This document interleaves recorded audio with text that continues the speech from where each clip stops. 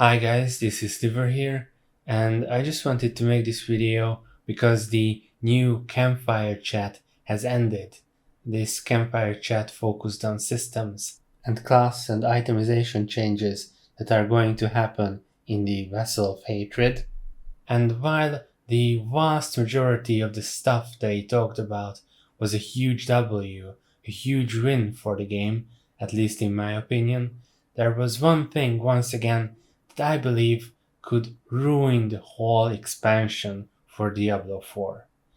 And this one thing could cause the game to be even more pay to win than it is currently. So as you know, currently, because of the fact that you are able to sell legendaries or trade legendaries and uniques freely, you can just buy a lot of gold with real money and then use that gold to buy the best items in the game with greater affixes and max roll stats and stuff freely. So currently, the game is pretty pay to win by itself because of the free trade of unique items and the free trade of legendaries. And now they announced a way to buy mythic uniques as well. Previously or currently in Season 5, you are not able to buy mythic uniques with real money, with gold, with anything. You have to find them or you have to craft them with resplendent sparks.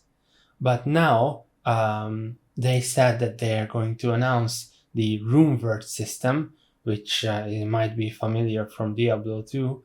And this system seems to be good, even though it's a little bit of a dumber version than what we saw in Diablo 2. But that's not the main concern.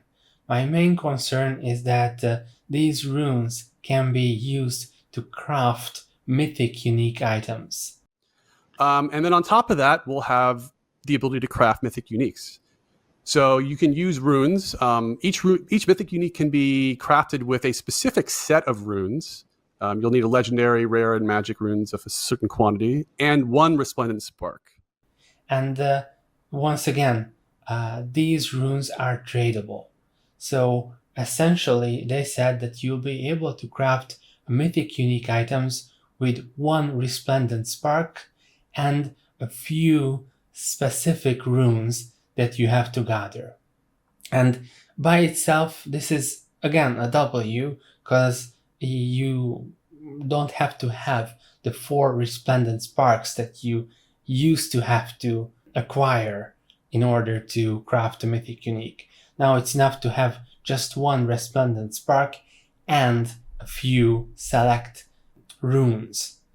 And you might be asking, what's the problem with that? Why is this wrong? Well, the problem with this is the runes are tradable. So you will be able to buy those runes that are required to craft, for example, a shako. You can buy those with gold, and unfortunately, you can buy those with real money.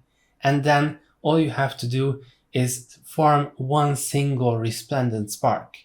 And a resplendent spark is very easy to come by. Traditionally, you could get them by just killing a tormented boss or just by completing the seasonal reputation path once. So one resplendent spark is no challenge. You are most likely going to be able to get this spark after a few hours. You reached max level, which is now going to be 60 in the expansion. And then you can just swipe your credit card and acquire a mythic unique item because you can buy runes with real money. And I can already imagine the comments to this video like, oh my god, why is he being so negative? Why is he not happy for the game being improved with all of those systems that they are updating and adding to the game?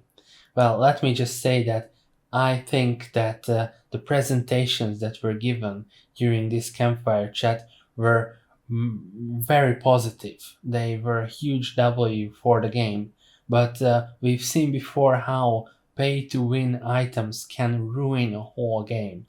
And I don't want this to happen to Diablo 4 as well. I don't want all the good things to be negatively affected by this one bad decision of increasing the pay to win factor of the game by making mythic uniques the only types of items that were not tradable previously to become tradable. I fear that if the developers do not run back with their decisions of the pay to win aspects, then few weeks after the season, the game will have no progression because the newly dinged max level players will just go on outside websites such as the Diablo.trade website, and they will just buy the best gear possible with gold or real money,